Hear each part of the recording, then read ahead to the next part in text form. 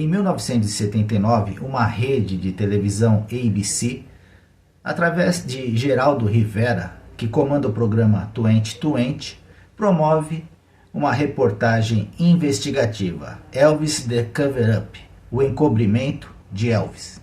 Hoje, na segunda e última parte do 6º capítulo do audiobook, O Rei e Dr. Nick, Dr. Nick vai nos contar do ponto de vista dele como a rede tentou e colocou ele como o personagem principal desta reportagem investigativa. Bem, agora nós vamos ver um vídeo introdutório e logo a seguir a parte áudio do nosso vídeo de hoje. He was only 42 years old, but while he lived, he revolutionized the music business, and in one way or another, he touched most our lives. We just love him, that's all.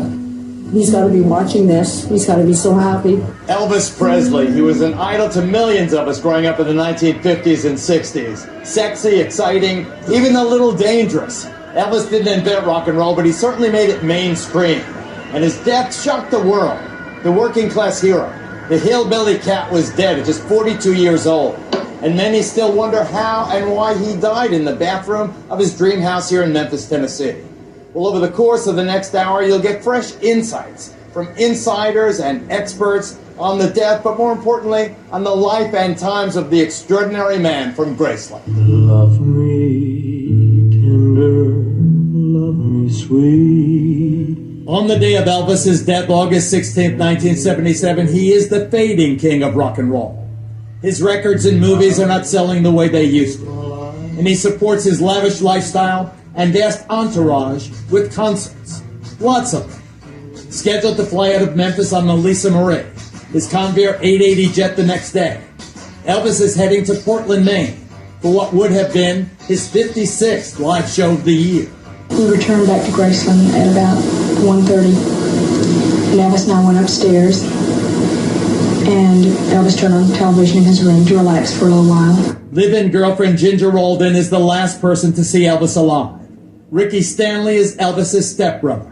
At about 6:30, Elvis called downstairs for Ricky Stanley to bring up his packet of medication to help him get to sleep, because he was so nervous he was always kind of keyed up before starting a tour. Ricky brought it up. Elvis took his packet of medication and started reading a book on psychic energy then. He thought that would help him fall asleep. Then I fell asleep. So at about 8 o'clock, I woke up because Elvis was restless, saying that he just couldn't sleep. So he called downstairs for Ricky again, and Ricky came up and brought up another packet of medication. A second packet. Right.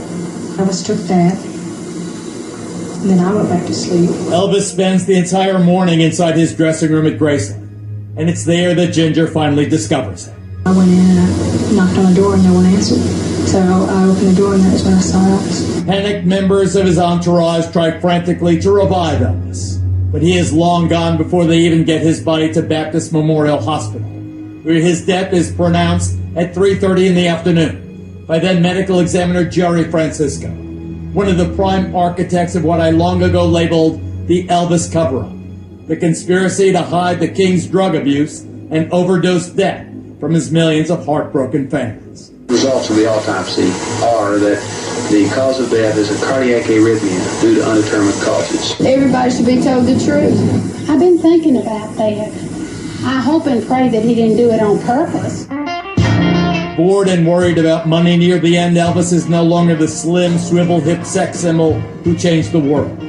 Fat and 40 gloat the tabloid headlines. Strained and swollen, he's also deeply troubled by a tell-all book describing, among other things, his drug abuse, about to be published by his ex-bodyguard. Did that book by Sonny and Red West, the bodyguards, kill him? This is very hard, Geraldo, because those guys are like brothers. We lived together, and did it hurt him? Did it contribute? As hard as I hate to say this, yes.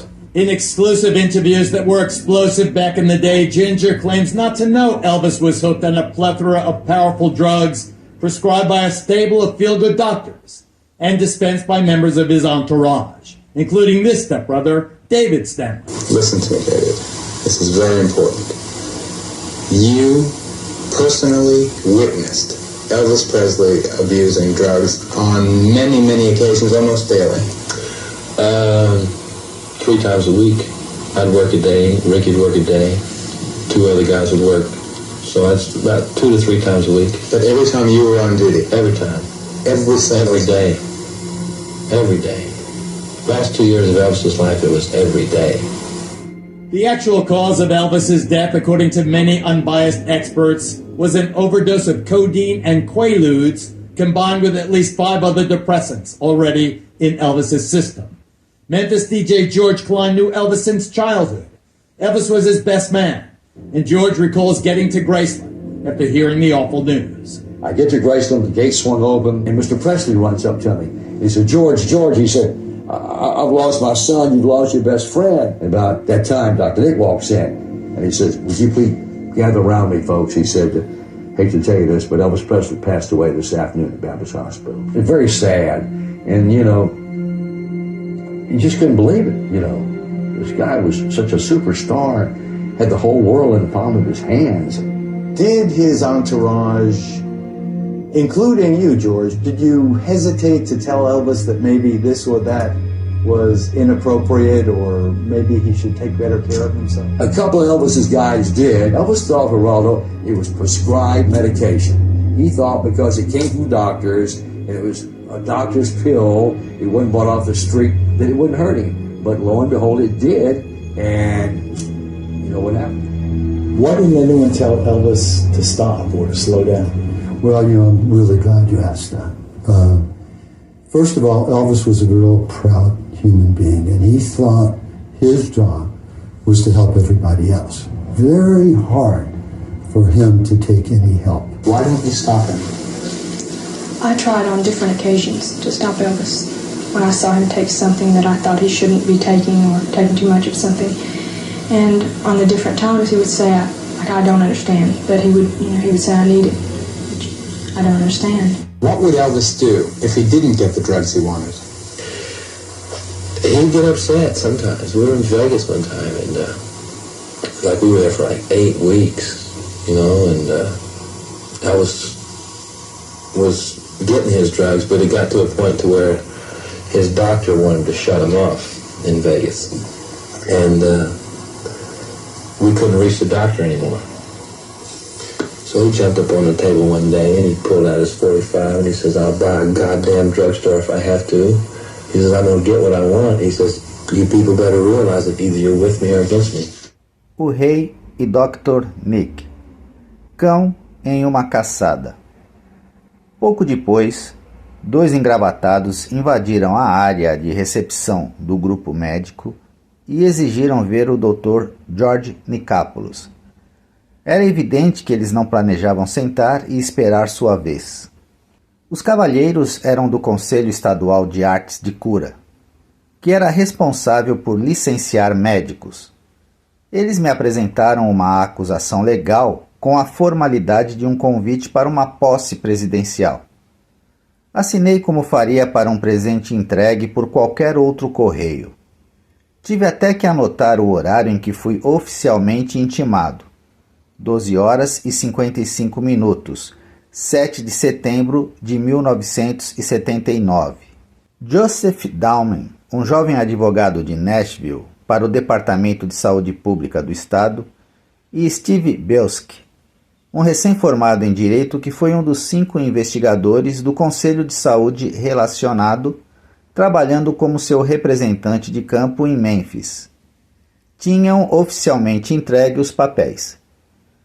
Mais tarde descobri que Dowman entrou com o documento em Nashville e dirigiu diretamente para Memphis para sua entrevista com a ABC e para entregar os papéis para mim. Nessa ordem. Esperando manter a história em segredo até que a ABC News exibisse seu furo de reportagem no 2020.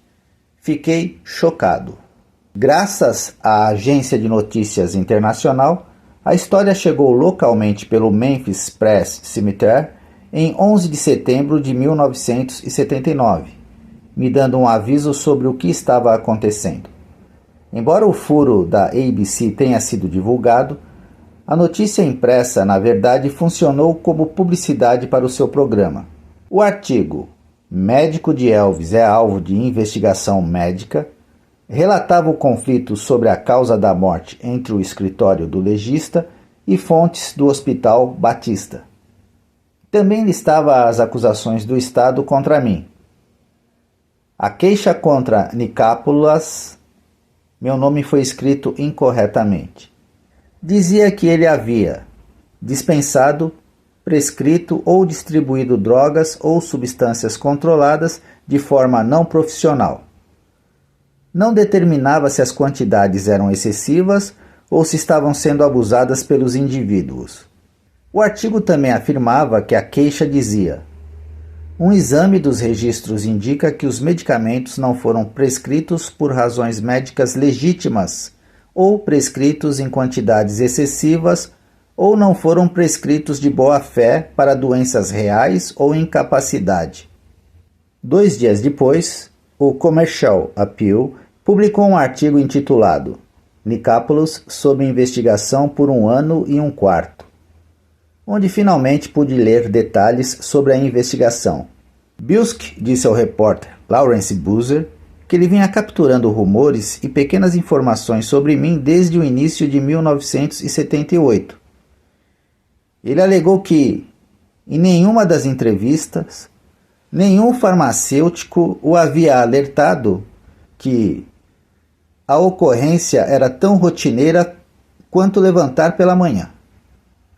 Então ele declarou que quando a investigação ganhou força, nos últimos 15 meses, eles trouxeram mais auditores para ajudar. As origens dos rumores e pesquisquinhos de Bilski vieram à tona mais tarde. Um dos meus pacientes, que trabalhava como repórter freelancer para a mídia nacional, nos informou que depois que a ABC me entrevistou, eles atravessaram a rua e invadiram a casa de prescrição de Jack Kirsch, uma farmácia onde eu havia prescrito a maioria das minhas receitas para Elvis. Kirsch, um homem alto e frágil, que parecia um personagem subnutrido de um romance de Charles Dickens, aparentemente tinha dado pistas à equipe de televisão sobre medicamentos prescritos para Elvis, porque eles o acusaram de gerar 0 resultados. Eles alegaram que a busca inútil de Kirsch, que também teve problemas em encontrar receitas prescritas e preenchidas, fez com que a ABC desse pistas falsas para os investigadores do Conselho de Artes Curativas, que também não conseguiram encontrar receitas prescritas e preenchidas no nome de Elvis Presley. Essa equipe acabou descobrindo que a maioria das minhas receitas tinha sido aviada ali mesmo na casa de prescrição. Acho que Kirsch estava com medo de ser acusado de algo ilegal e ele apontou os investigadores em outras direções para que sua farmácia fosse excluída da busca. Quando pego em seu engano, Kirsch, inevitavelmente, confessou na câmera que tinha aviado receitas para mim como se isso fosse algum crime. Mesmo que ele tenha acrescentado que minha enfermeira ou eu sempre pegávamos os medicamentos, Elvis nunca pegou as drogas pessoalmente. Isso não pareceu atrapalhar um enredo pré-determinado de ninguém. Para pegar Nikápolas. Depois de ser indiciado, seguiu-se uma investigação da qual eu não tinha conhecimento algum antes ou enquanto estava sendo entrevistado pelo correspondente da 2020. O advogado do grupo médico, Ken Masterson, ligou para a ABC TV News em Nova York. Ele propôs ao produtor do 2020 que ele conduzisse outra entrevista. Uma troca civilizada que me permitiria responder perguntas adequadamente e ambos transmitir os pontos que queríamos para fazer algo justo e equilibrado. A ABC pareceu chocada por termos proposto tal coisa. Eles agiram como se fosse suborno, uma tentativa de censurar a imprensa, substituindo suas notícias por uma peça fofa de relações públicas. Tanto o produtor quanto o correspondente não queriam ter nada a ver com nossa oferta. Não fiquei surpreso. Aparentemente, eles ficaram felizes com o olhar de servo cego pelos faróis que o cinegrafista deles tinha pegado de mim na primeira vez. Confiar na palavra do 2020 foi um erro que eu nunca mais cometeria. Como eles negaram nosso pedido para uma nova entrevista em um tom civilizado, onde suas alegações pudessem ser devidamente abordadas, ficou claro que eles não estavam interessados na verdade.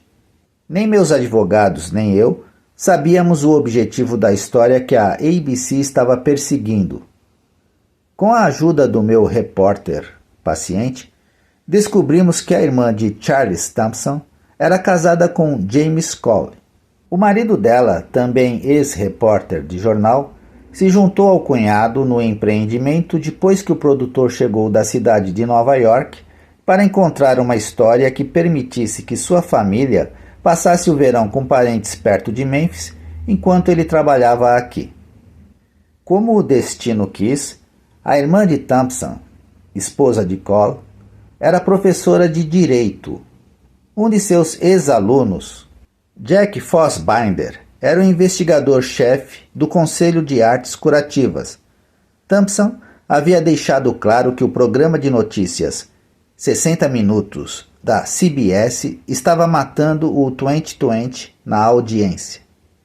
Foi quando Jack Kirsch deu à equipe da ABC a dica de que o Conselho de Artes Curativas, com alguns novos computadores que eles tinham adquirido recentemente, estava conduzindo uma auditoria de medicamentos da tabela 2, distribuídos entre maio de 1978 e outubro de 1978. Kirsch supôs que o conselho poderia ajudá-los a pegar nicápulos, estendendo as datas que eles estavam investigando para incluir 1977.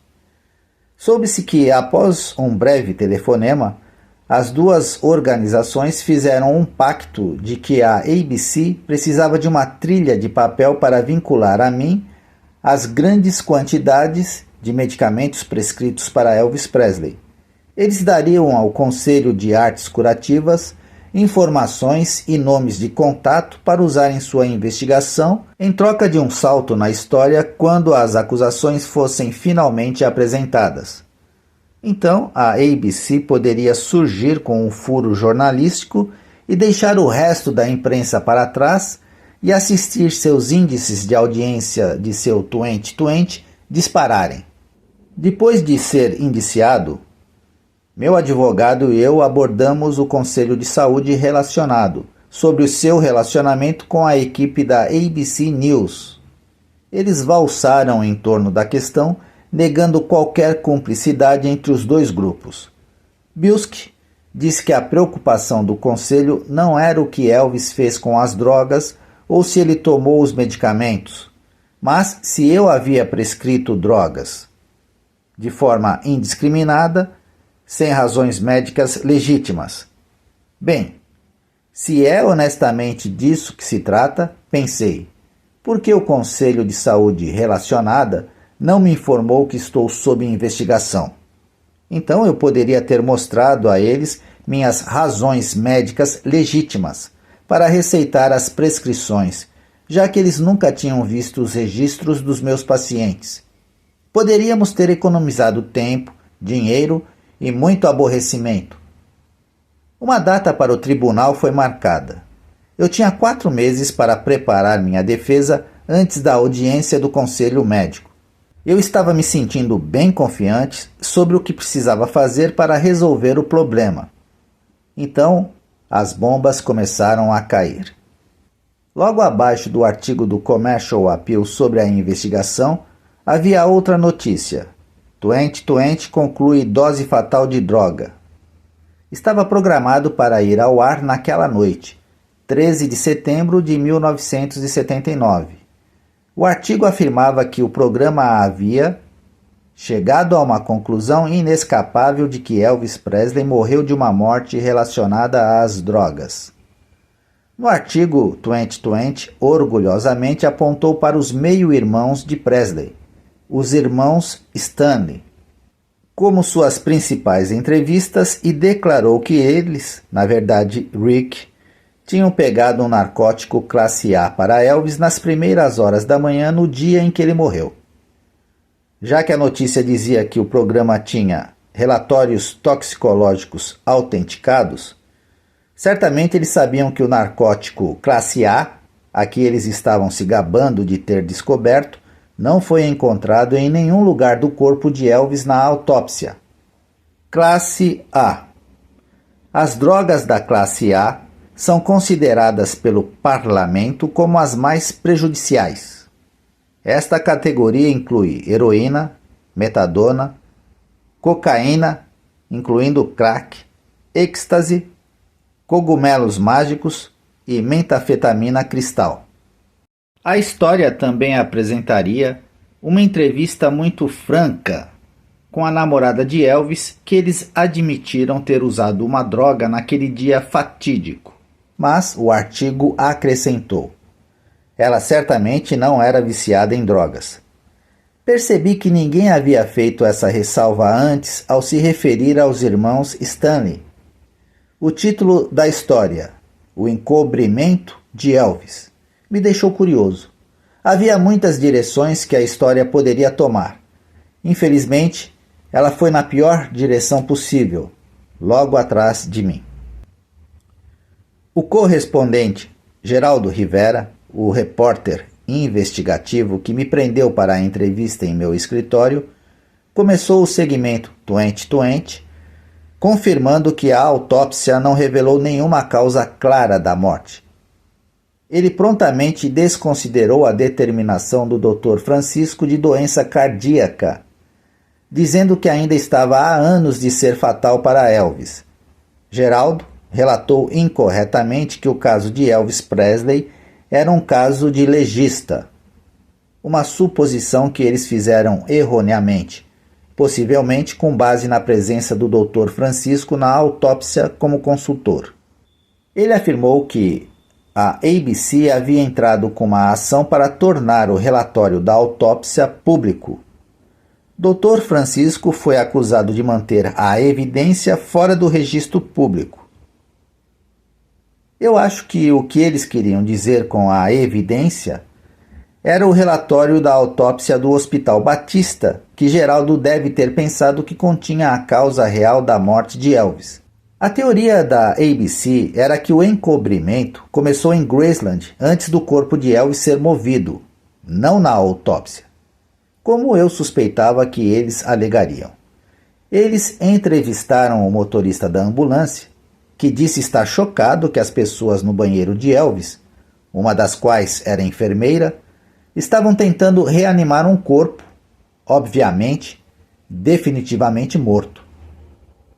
O paramédico disse que alguém lhes disse: achamos que ele teve uma overdose. O paramédico alegou que a medicação na qual Elvis supostamente teve uma overdose nunca foi entregue a ele por ninguém em Graceland, incluindo eu, o que me implica que alguém ou todos a haviam retido. O paramédico também contou como o banheiro foi limpo e nenhuma droga foi encontrada. Da entrevista com os paramédicos, a ABC supôs que eu havia intencionalmente enganado a polícia quando eles me questionaram sobre as drogas durante a investigação, o que significa que a ABC concordou que havia uma investigação. A ABC estava me acusando de tomar parte ativa do encobrimento ao alegar que eu não havia entregue as pílulas de Dilaudid ao paramédico ou a Dan Warlick, o investigador do legista, ou aos patologistas do hospital. Não entreguei as pílulas de Dilaudid porque não tinha nenhuma. Isso não fazia sentido algum de qualquer forma. Se eu tivesse as pílulas de Dilaudid em minha posse, então essas não poderiam ter sido as pílulas que mataram Elvis. A autópsia já havia revelado que Dilaudid não estava na corrente sanguínea de Elvis. Então por que eles ainda estavam falando sobre essa droga? As alegações, acusações e suposições eram tão ilógicas que pensei que todos os espectadores veriam o programa como de fato ele era, Um exercício frágil de reportagem investigativa e nada mais. A ABC disse que quando o Dr. Eric Muirhead ouviu as evidências que eles tinham reunido contra mim, ele se perguntou que parte eu poderia ter desempenhado no conteúdo estomacal desaparecido.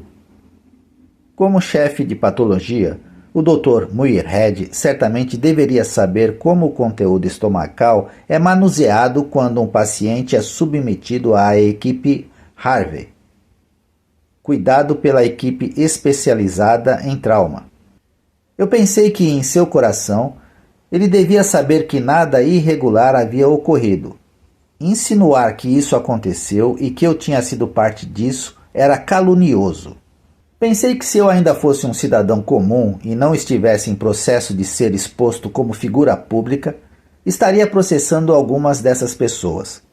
A ABC não apresentou uma única testemunha especializada que pudesse discutir a decisão do Dr. Francisco sobre arritmia cardíaca e doença cardíaca coronária. Eles não entrevistaram membros da família que poderiam revelar que a doença cardíaca era prevalente em ambos os lados da árvore genealógica de Elvis. Como a ABC não alegou que não conseguiu encontrar testemunhas para dar equilíbrio à teoria do legista, minha conclusão foi que eles não tentaram. Talvez o equilíbrio simplesmente não se encaixasse em sua interpretação de notícias precisas. Geraldo continuou afirmando que, com base nas evidências que os telespectadores estavam prestes a ver, eles, ABC, acreditavam que houve um acobertamento envolvido na morte de Elvis. Suas evidências incluíam desacordo entre o legista e o patologista sobre a causa da morte, revelado por um membro da equipe de autópsia do Batista Memorial.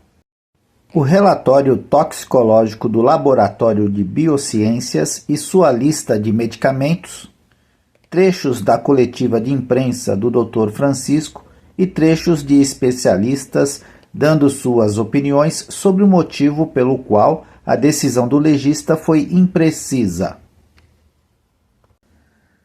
A versão dos irmãos Stanley, cujos históricos de drogas a ABC não revelou, sobre o histórico de abuso de Elvis com base no consumo de drogas que eles lhe forneceram.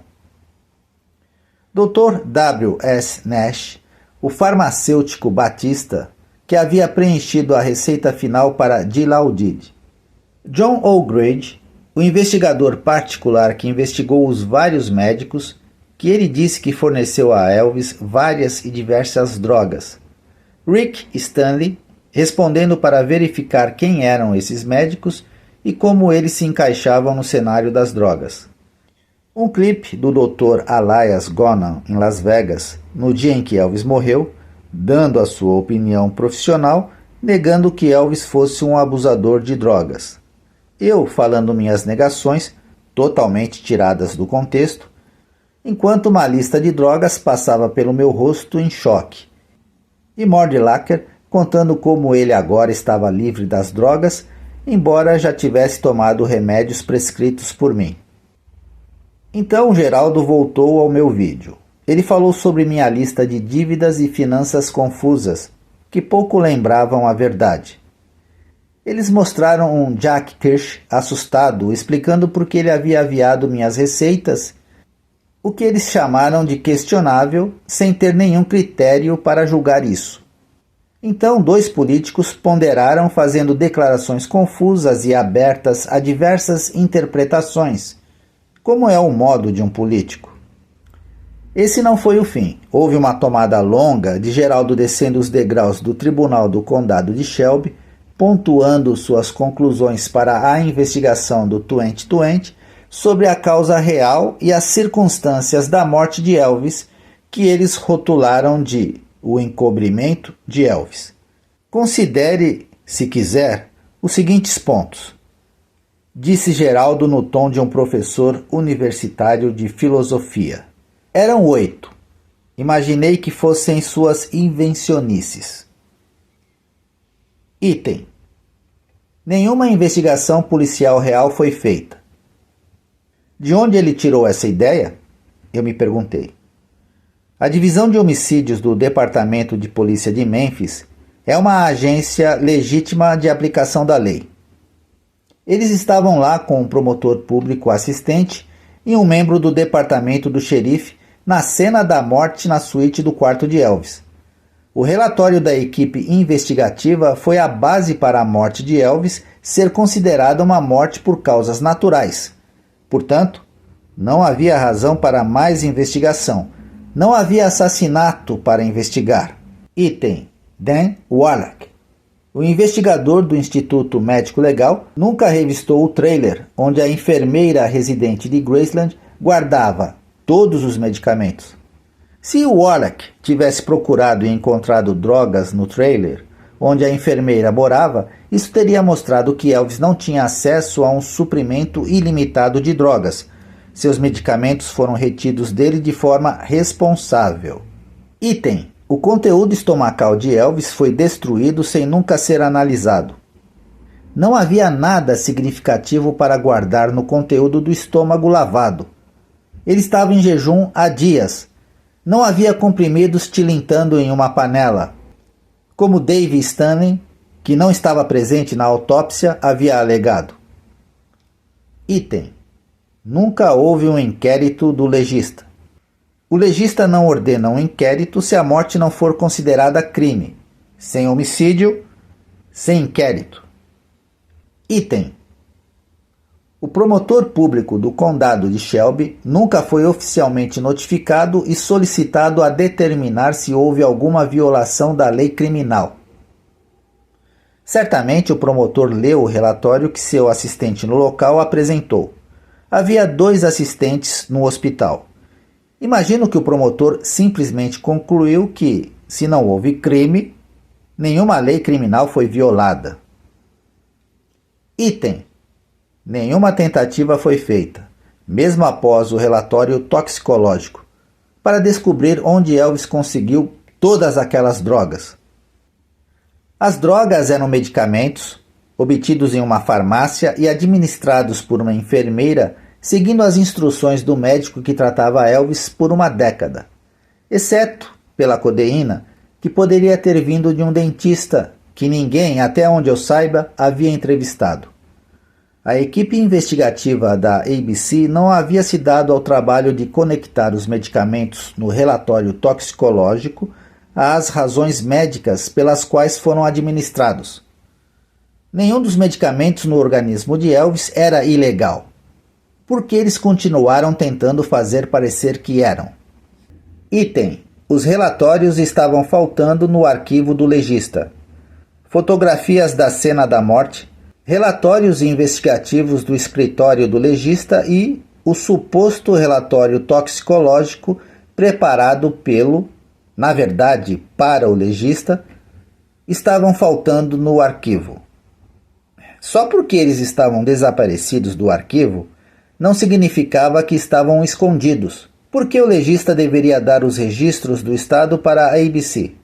O que fez a ABC pensar que tinha o direito legal de ver os registros do legista e usá-los para aumentar sua história na televisão. Item: autoridades do governo do condado acreditavam que houve um acobertamento. A ABC encontrou alguém que concordava com sua teoria, mas não pelo motivo que eles pensavam. Como descobriríamos mais tarde, havia uma agenda política suja diferente acontecendo aqui que tornaria as autoridades municipais e a rede nacional de TV companheiras de cama compatíveis. Finalmente, a conclusão do show foi um Geraldo desanimado explicando que ele esperava que sua história não fosse verdade. Ele concluiu que uma vez ficou bravo com pessoas que contaram histórias sobre Elvis ser um viciado em medicamentos. Se Geraldo realmente pensava assim, pensei, por que ele não passou algum tempo trabalhando para ver se há outro lado da história?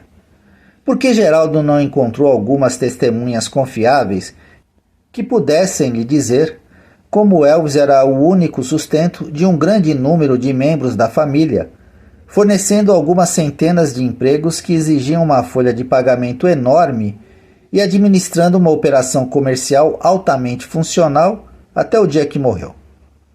Por que não houve alguém incluído no programa para apresentar uma imagem de Elvis como um homem dedicado e trabalhador que estava superando dificuldades, sérios desafios médicos para entreter milhares de pessoas em uma agenda horrível que o mantinha fisicamente esgotado? A resposta era óbvia para mim. Essa história poderia não ter aumentado os índices de audiência. A corrupção de celebridades disfarçada de notícia é sempre uma vencedora. As consequências de O Encobrimento de Elvis foram rápidas, intensas e desagradáveis como um ataque da máfia. A primeira bala foi entregue em 14 de setembro de 1979, um dia após o programa 2020 ir ao ar, pelo jornal matutino da cidade, o Commercial Appeal. A manchete dizia: a revisão da prática de Nicápolis é ordenada pelo Hospital Batista. Por que o Batista continua dando atenção a esse bando da ABC TV? Eu pensei. Ou será que estou ficando paranoico? Quanto mais eu lia o artigo, mais furioso eu ficava. O porta-voz do hospital, Maurice Elliott, anunciou que o pronto-socorro do Batista conduziria uma revisão dos casos de overdose tratados em seu pronto-socorro, para investigar relatos de que Nicápolis era um médico listado como tratando um número significativo de pacientes. O Batista sabia que isso era ridículo. Elliott admitiu naquele artigo de jornal que minhas acusações pelo Conselho Estadual de Examinadores Médicos haviam instigado sua decisão de investigar meus casos para ver se havia problemas com meu tratamento de pacientes. Elliott fez a isenção de responsabilidade naquele mesmo artigo de que o Batista Memorial nunca antes teve motivos para revisar meus tratamentos de pacientes. Se Elliott podia oferecer uma longa história como a que li no jornal, certamente ele poderia ter me ligado para que eu pudesse ter me preparado mental e emocionalmente antes de entrar no hospital para fazer minhas rondas diárias. Eu não conseguia entender a obsessão da classe médica em levar seu caso à mídia. No mesmo dia, outra grande manchete do Commercial Appeal anunciou: Nicápolis é alvo de inquérito criminal pela morte de Elvis. A ABC orgulhosamente afirmou no final de O Encobrimento de Elvis que havia aceso uma fogueira sob o procurador-geral distrital Hugh Stanton Jr. Como resultado da história investigativa 2020, o gabinete do promotor disse que agora estava investigando se o médico de Elvis Presley pode ser criminalmente responsável por sua morte. Stanton alegou no artigo de notícias da manhã que ele havia descartado a possibilidade de uma investigação de homicídio por causa de opiniões médicas conflitantes nos relatórios de autópsia. Ele percebeu que uma diferença nas opiniões profissionais era tudo o que era. Agora, já que 2020 mostrou que poderia haver causa provável, Stanton relatou que ele iria explorar primeiro o ângulo das drogas. De acordo com o mesmo artigo, o procurador-geral assistente executivo Joe Myler disse que seu escritório começou a investigar meu caso depois que o Conselho Médico Examinador, que me indiciou, os notificou de que o caso Nicápolis poderia envolver itens de natureza criminosa. Que coincidência, pensei. Eles tomaram essa decisão em 13 de setembro de 1979, o mesmo dia em que o Commercial Appeal publicou seu artigo. 2020 conclui que dose de droga é fatal. Uma notícia que promovia o encobrimento de Elvis. Miller até admitiu que a decisão deles veio poucas horas antes do programa ir ao ar. Foi tomada a tempo suficiente para o correspondente Rivera e o apresentador Hugh Downs anunciarem no final do programa. No artigo sobre o encobrimento de Elvis, seu produtor Charles Thompson disse que o programa chega à conclusão inescapável de que Elvis Presley morreu de uma morte relacionada às drogas. Eu estava ficando doente com o que estava acontecendo com o legado de Elvis. Eu estava ainda mais doente ao perceber que minha carreira e meu sustento estavam em jogo. Ninguém tinha provado conclusivamente que as drogas mataram Elvis. Até que pudessem fazer isso, porque estavam entrando com acusações criminais contra mim. A proverbial carroça estava na frente dos bois. Pela primeira vez eu comecei a perceber que ter a verdade do meu lado não é o suficiente. Como eu poderia me defender de uma rede de notícias de televisão? Parecia sem esperança. O conluio entre a ABC e o gabinete do promotor não havia acabado. Pela própria admissão do produtor da ABC, investigadores do gabinete do promotor contataram a lista de informantes de Elvis da ABC, assim como o conselho médico havia feito, e os entrevistaram. Eu não saberia disso até anos depois, quando li The Death of Elvis, What Really Happened.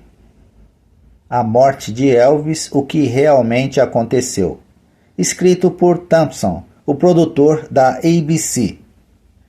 Usando seu poder de intimidação como uma agência governamental, o promotor público convocou testemunhas para depor. Após as entrevistas serem concluídas, os investigadores do promotor público compartilharam suas informações com a ABC para sua próxima história de Elvis. Do modo como meus advogados e eu vimos, a ABC havia habilmente obtido ajuda para seus esforços investigativos, convencendo o Conselho Estadual a unir forças com eles para construir um caso contra mim, habilmente chamado de Operação Nick. A ABC precisava gerar uma folha corrida que conectasse as drogas ao médico que eles estavam determinados a provar que matou Elvis Presley. Em suas mentes, a ABC havia criado motivo e oportunidade. Eles precisavam solidificar os meios pelos quais o médico de Elvis havia perpetrado o crime. Aparentemente, os representantes da rede precisavam enganar o Estado para utilizar sua mão de obra para arquitetar a construção de sua caça às bruxas e financiar grande parte do custo operacional envolvido. A pequena equipe que me agrediu verbalmente em meu escritório, sob o disfarce de uma entrevista, havia habilmente direcionado sua cruzada pelos índices de audiência à caça de uma história disfarçada de busca pela verdade. A ABC havia usado o Conselho de Artes de Cura, o Conselho Médico de Examinadores e o gabinete do promotor para puxar o cordão pouco a pouco até que me tivessem bem trancado em sua bolsa. Nunca houve uma pretensão de justiça, até onde eu pude ver. Todo mundo estava entrando na onda da ABC. O procurador-geral do estado, William Leach, revelou no artigo do Commercial Appeal: Relatório de autópsia de Elvis pode ser intimado, que foi publicado em 20 de setembro de 1979, uma semana após a história da ABC ir ao ar, que havia uma possibilidade de ele intimar o relatório secreto da autópsia de Elvis Presley, enquanto o Estado construía seu caso contra Dr. George Nicopolos. Leach até disse que exumar o corpo do falecido era possível, embora improvável. Minha equipe jurídica continuou me dizendo que a confusão logo acabaria. Eles disseram que não era sobre se eu matei Elvis. Certamente parecia assim para mim. Meus advogados insistiram que, depois que a ABC obtivesse o relatório da autópsia e satisfizesse sua curiosidade, meu caso seria notícia velha. Eu só podia esperar. Uma coisa era ser forçado a usar todos os recursos disponíveis para financiar minha própria defesa legal. Outra coisa era a apresentação do meu caso ser comparada a um programa de televisão chamativo no horário nobre, com peças investigativas financiadas por 3 organizações poderosas. poucos estariam revisando meus registros no tribunal. 17 milhões de lares tinham visto a exibição de The Elvis Cover-Up, O Encobrimento de Elvis. Uma versão de 1 hora foi programada para ser transmitida em 27 de dezembro de 1979, pouco antes da minha audiência do Conselho Médico. Isso manteve a mídia monitorando febrilmente os números de pílulas e os danos causados. The Elvis Cover-Up, O Encobrimento de Elvis, estava liderando a acusação pelo que a mídia parecia considerar justiça, o que aos olhos do público significava capturar um médico que prescreveu as receitas que mataram Elvis Presley. O público ficou emocional e moralmente indignado com o conteúdo do programa de televisão, concluindo que eu havia prescrito medicamentos em excesso de forma imprudente, causando a morte de Elvis. Os jornais publicaram editoriais sobre a necessidade de organizações profissionais para se policiarem e a necessidade de o governo criar leis para proteger os pacientes contra drogas viciantes e os médicos que as prescrevem. Correspondências de ódio anônimas, assim como ameaças de morte, chegavam diariamente na caixa de correio da minha família e no escritório. Minha esposa e recepcionista interceptavam o máximo de cartas possível, esperando me poupar da dor de olhar o endereço rabiscado por dedos raivosos nos envelopes. Era política do jornal naqueles anos dar informações de localização sobre o assunto de um artigo. Então, tanto o endereço de minha casa quanto o de meu escritório acompanhavam muitas das histórias escritas sobre mim. Quase todo mundo sabia agora que eu atendia consultas, tanto no Batista quanto no Doctors Hospital. O Departamento de Polícia de Memphis assumiu a responsabilidade de proteger minha família e a mim. Eles forneciam segurança intermitente sempre que determinavam que a situação justificava, ajudando a aliviar minha ansiedade mais do que eles poderiam ter percebido. Apesar da publicidade negativa na mídia local e nacional e do sentimento público cada vez mais hostil, tentei me concentrar em dar à minha família e aos meus pacientes o melhor cuidado que eu pudesse.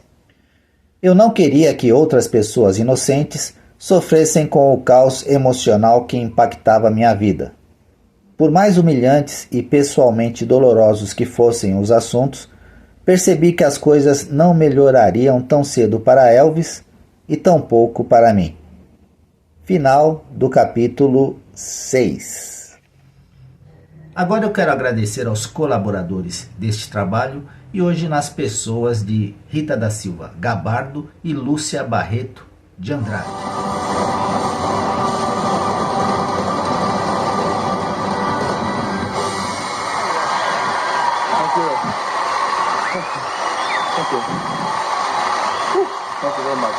Eu volto com mais desta história, sempre com um vídeo inédito às 8 horas da noite. Elvis para sempre.